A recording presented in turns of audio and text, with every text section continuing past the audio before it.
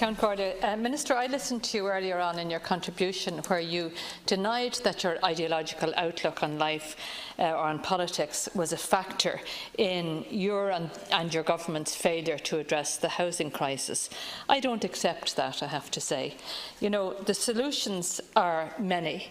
They're self-evident in many ways, and they have been proposed by all parties in this House, by housing experts and by NGOs, but they have not been adopted by government.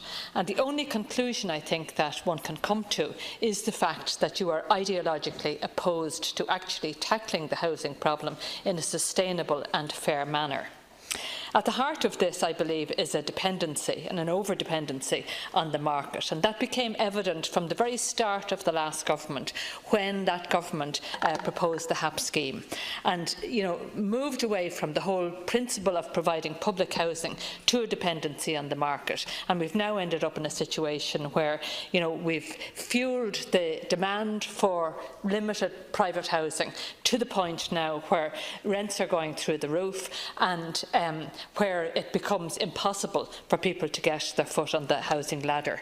Of course, we're not getting any value for money as a state, and there's been a complete failure to address the lack of sustainability in terms of that dependency on the market. Look, many people have talked about supply. HAP certainly did nothing for supply, and supply is important. But the other key thing is affordability, and this is something that isn't recognised by government. At no point has this government or the last government set out to make housing affordable, and that means driving down the cost of housing. In fact, what you and your previous government has done is to do the reverse of that, is to fuel the cost of housing. And you've admitted that. I mean, then Minister Michael Noonan, in a budget speech a few years ago, when he was introducing the Help to Buy scheme, he talked about the need to increase the price of housing.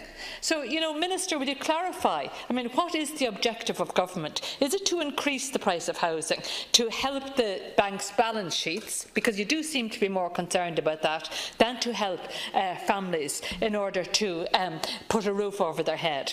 And this is at the heart of the problem that's before us. And if you were serious about ensuring affordability, you would tackle the problem of land hoarding, because we know that the normal rules of supply and demand don't apply in relation to housing. The home building industry will not solve the problem. It has to be government who does that, who takes brave decisions in relation to this and stamps out land hoarding and also builds on publicly owned land. You seem to be doing nothing at the rate that's required.